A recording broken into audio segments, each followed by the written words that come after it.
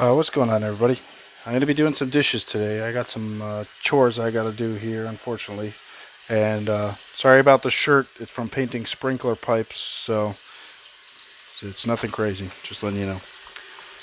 I got some more notes with me here today. Let me see if I can set you up somewhat decent here. All right, that'll work. I got some notes. I'm going to try not to get them wet. And we'll see what we can cover. This time, I'm going to try. I got some feedback from the first video, and from some smart people, mind you. And basically what they were saying was cover your points and try not to emphasize too much, because if you do, then it really takes away the importance of the emphasis, which I can understand and appreciate that feedback. So I'm going to try and do that, and I'll be a little bit more concise today, hopefully. Anyways, let's see. So we've got understanding leads to appreciation and intimacy. And this point is basically what I'm trying to say here is, if you have ready, there might be something, say mechanics or something, say like you have an inkling and you have a desire to learn it, you enjoy watching it or something, maybe your dad fixes cars or somebody you're close to fixes cars, and you have, I don't want to say envy is not the right word, but you have an appreciation for what they do, and you're kind of like, man, I wish I could be like them. You know what I mean? The first step in being able to grasp what they're doing and it becoming like them, I guess is what I'm trying to say, is understanding what they're doing. Okay? And you'll be able to appreciate it even more so, and you'll be able to have a more intimate connection with whatever the task or hobby is, the more you understand it, the more in-depth your understanding is of the subject, right? So that's pretty applicable to a lot of different things. It's pretty self-explanatory, but it is. It's applicable and pretty much everything you do, any hobby you have, the more you understand it, the better you're going to be able to apply your knowledge and understanding, and the better you're going to be able to perform that hobby, which in turn, generally, is going to lead you to find more enjoyment in that hobby, and you'll have more respect for it, because you get what it takes to make things happen, I guess, you know what I mean? That's a pretty quick and easy one. Let's see what else we got here. This is a good one. We've got roots of problems / problem solving. Okay? Now, what people need to understand here is there's two different mindsets that you can have when you have a problem. I guess technically I'm sure there's more than two, but there's two major mindsets that people usually have when they encounter a problem. The first mindset is going to be to focus on the problem. Okay? And some people get stuck there, which you don't want to do. And then the second mindset that you can have is to focus on the solution of the problem, which that's what you want to do. Okay? And there's different types of solutions. You have to keep that in mind. There's long-term solutions. There's immediate solutions, things like that. So, for instance, say you're washing some clothes in the washer, and then you go to switch them over to the dryer, and the dryer is broken. Now you're stuck with a load of wet clothes. You can either sit there and focus on the problem, be, oh man, I got these wet clothes, what am I going to do? Oh man, and freak out. Or you can focus on the solution to the problem, which is to dry the clothes, whether that means hanging them outside to dry on a clothesline, or taking a drive to the nearest laundromat, or fixing the dryer, whatever the case may be. You can either, like I said, focus on the problem itself and get stuck there and be at an impasse, you'll be stuck. Or you can focus on the solution of the problem and move forward, at least for the time being. Like, yes, that's a temporary solution if you go to the laundromat. It's not a long-term solution. It's temporary. But in the immediate sense, the problem is solved for now, right this second. So the problem is resolved temporarily. You understand? So keep that in mind. But the interesting thing that people don't understand is you can have multiple problems stemming from one root. And it's just like a plant, you know? Say you have a tree. You have the trunk of the tree, which may be the main problem or the underlying problem. And then you have all these branches coming off the tree, which are separate problems that are stemming from this one unresolved issue. Okay? And I feel like people overlook that a lot, is that they have things going on in their life, and it's like, whether it's, this, I don't want to be dark or anything, but say, they might be having problems with alcoholism or something like that, or they might be having, some problems in their relationship, and it's stressing them out, or it's having an impact on their health. And then it reaches, hold on, I'm going to flick the food disposal, give me a second. Basically, that one problem will reach and grow into other problems that may or may not be bigger or smaller, maybe more important, less important. That's not really not the point I'm trying to make. I'm just saying people fail to realize that a lot of problems can spawn from one primary cause, one root. So you need to be aware of that for sure, and you need to be able to discern in your thinking when you self-reflect and stuff like that. You need to be able to discern what's the root of the problems, because by being able to discern the root of the problems is how you're going to be able to discern the solution to the problems, as I was saying previously. Or at least, like I said, whether that solution be temporary or whether that solution be long-term. Okay? But you have to be able to find the root of the problem or problems first before you can potentially focus on a solution, generally. Or before you can focus on a realistic, applicable solution, right? Because, you can aimlessly just try and solve a problem, but you're probably not going to get too far unless, as I said, you know what you need to do, unless you have some kind of plan A, plan B, unless you have an inkling. Anyways, let's see what else we got here. Here we go. This kind of ties in. I have isolation for growth. And I don't want to put too much emphasis because, like I said, last video I noticed that I said, oh, this is important a lot. But this is important, especially as an adult. Because when you're a kid, right, when you're a kid, self-reflection is generally not that important, okay? And I don't want to sound, it's important, yes, but it's not as important as when you're an adult. Because when you're a kid, you're surrounded by adults, and you have these idols and these figures that you look up to, right? And these idols and these figures that you look up to kind of mold you, shape you, they guide you, so if you're hitting like a rough patch, then you'll turn to these people that you trust, and they will, give you guidance. They will give you some type of assistance where you can get out of that rough patch. But when you're an adult, sometimes you don't have that. It's true, there's children that don't have that either, but generally children have a safety net, more so than adults.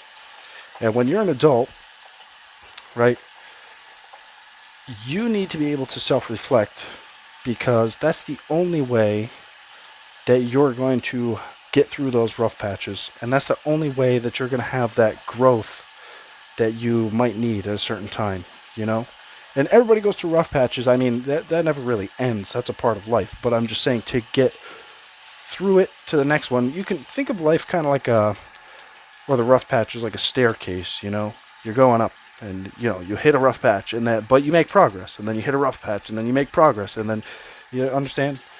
So, you have to be able to self-reflect. And for me, anyways, I don't know if this is applicable to everybody. Some people are very social.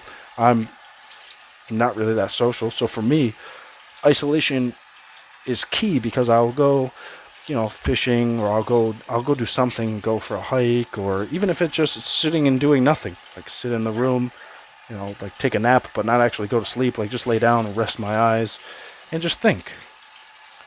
And have these moments of self-reflection where I can say, hey, maybe I did this wrong, maybe this was foolish, whatever the case may be. And also, at the same time, in your self-reflection, don't forget to acknowledge the things that you did right. Because, as I said before, with the cycles and the patterns, you don't want to get yourself stuck in negative cycles and patterns, especially when you're viewing yourself, right? You want to view yourself like non-biased. So it's okay to say, hey, I did this right, I did a good job. And it's also okay to say, hey, I messed up, I did something bad. You know, that's okay. Both of those things are okay. You have to have that balance in your life. You can't just sit there and say, oh, this is negative, I did this bad, and then not acknowledge the positive things that you also did.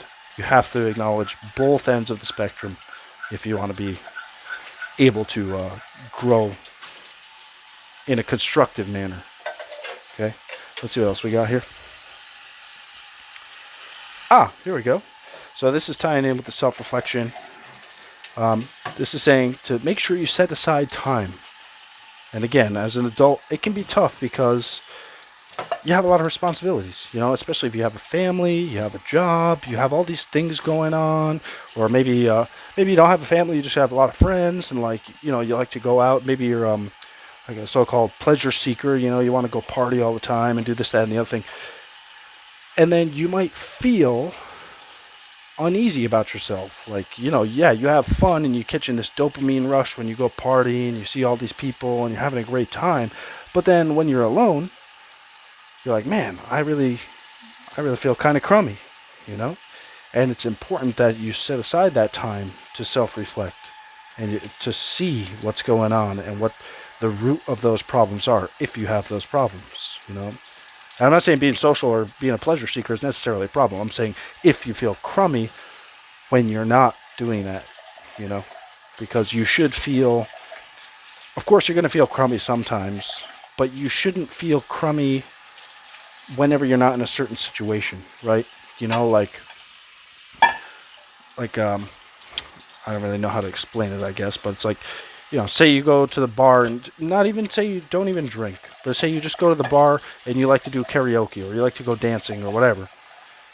It's totally fine to feel great when you do that, and it's totally fine to feel not okay when you're not doing that, but you don't want to feel not okay all the time that you're not doing that. You don't want to rely on that one thing and have that be a crutch for all your positive energy. You want to have almost like think of in terms of investments. You want to have a diversified portfolio of positivity, right? You want to be able to reach through different avenues and find positive things, even if it's not necessarily your favorite activity, because, you know, chances are in life you're not going to be able to repeat the same activity constantly or all the time. It's just not really realistic.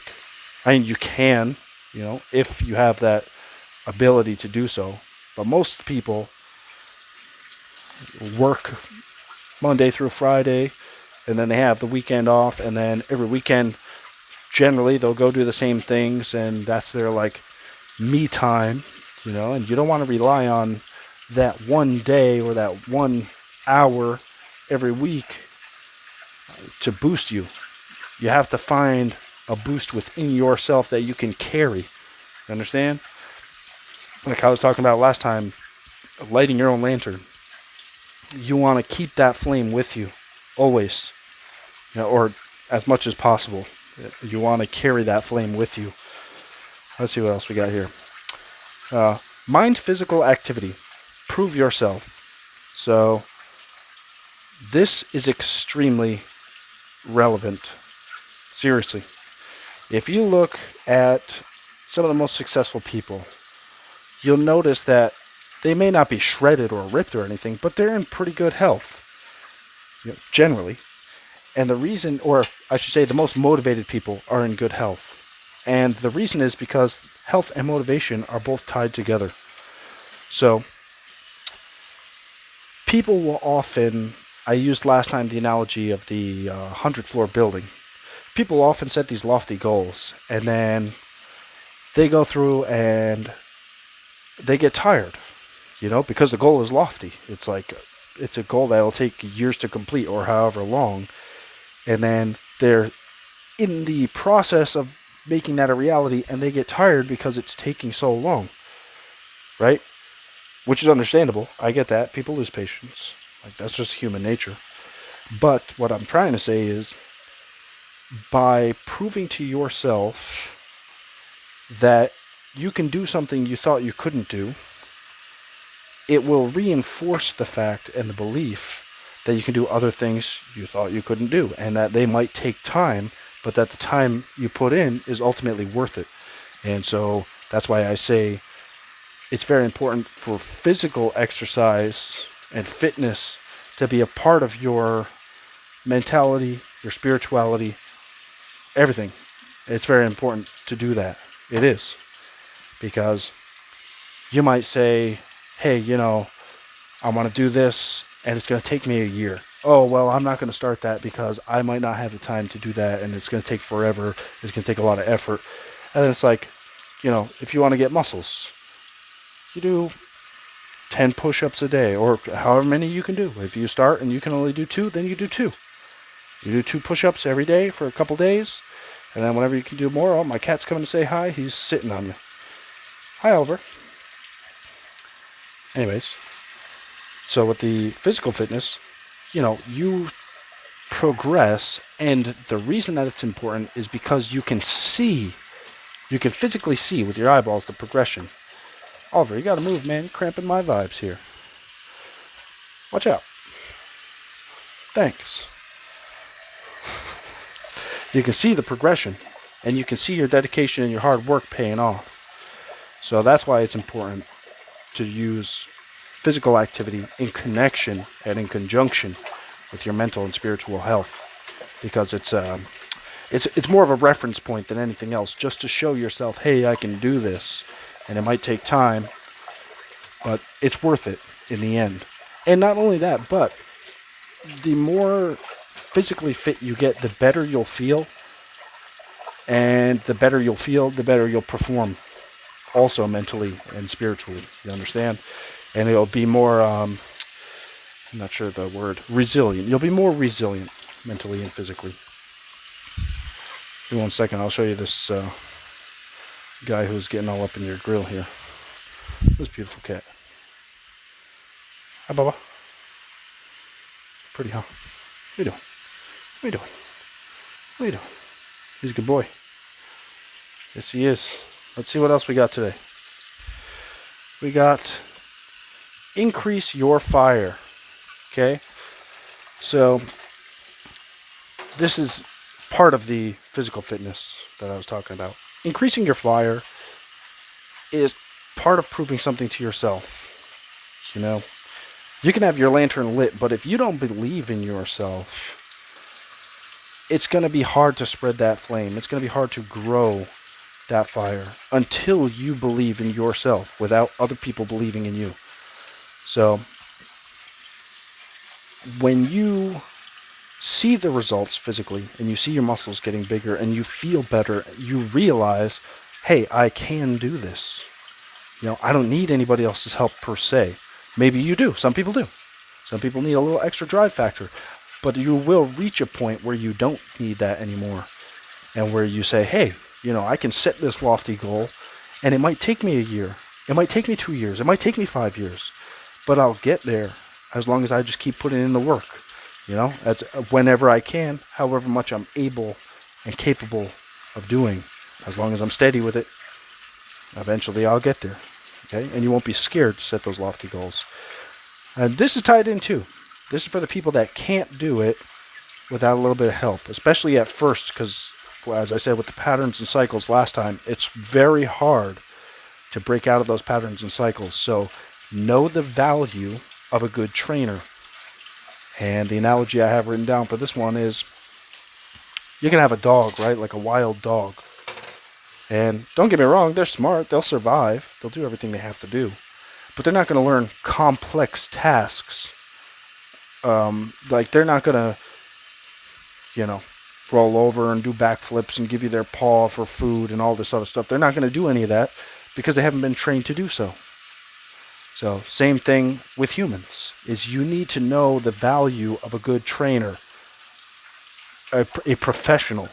There are times in your life where you should seek out a professional that can help you achieve, or at least take the initiative in achieving, aspirations and future aspirations. You want to do that. There is plenty of times, and people understate that value, and they don't look into it too much, and they're thinking, oh, I don't need a trainer, I'll learn it myself, yada yada. It's like, if you want to be a piano virtuoso, or if you want to be the best at playing blues harmonica or anything, whatever it is, yes, you can teach yourself and you'll get there. But if you have a professional trainer, that's what they do, their job is to make you a virtuoso, you will get there much faster, much easier. The process will be less confusing, a lot less cluttered, you understand? Because they'll be able to tailor, that's their job, that's what they do. They take the information and they will tailor it to you in a way that is specifically applicable and is digestible for you. So always know the value of a good trainer, And unfortunately, the reality of that situation is a lot of the times they are expensive. That's just how it goes. I can't really change that. But at least know the value, so you know that, yes, they are expensive, but it can be worth it. You understand? Don't be afraid to pursue that if that's what you feel like you need. If you need a little bit of extra motivation, or if you need a little bit of like a personalized, in-depth approach, don't be afraid to reach out to a trainer, because they can help you for sure. Definitely. Let's see. This is the final point for today. I don't want to go too long. I know I've been yammering. It says, unity is immunity. Okay, and this is pretty true. And so, I don't really want to sound silly here, but I guess I'll be a little bit philosophical. So, with humans, it's almost like you have a trinity, right? You have like your physical self, your mental self, and your spiritual self. And then at the center of this trinity, the point of this triangle, right? Like the peak, I guess you should say, is basically your ego, pretty much. And so the reason I stress the importance of having balance in everything is because your ego can become off-center, right? And you don't necessarily want that to happen. It's not going to be a healthy outcome, and you're going to feel off balance. You're going to know that, hey man, I feel some type of way. I feel a certain type of energy that, I feel imbalanced. You're going to know. It's not going to be a secret, I mean, it might be a secret to the people around you, but you will know. And so having unity within yourself and listening to each part of the Trinity, listening to your inner mental voice, feeling your spirit and your soul, what your intuition, your instincts are telling you, and then also listening to your body, all in unison, in tandem, right? That's going to help you out a lot. Anyways, my kids are home, so I'll let you go. But remember, you are strong, and you can do it. I believe in you.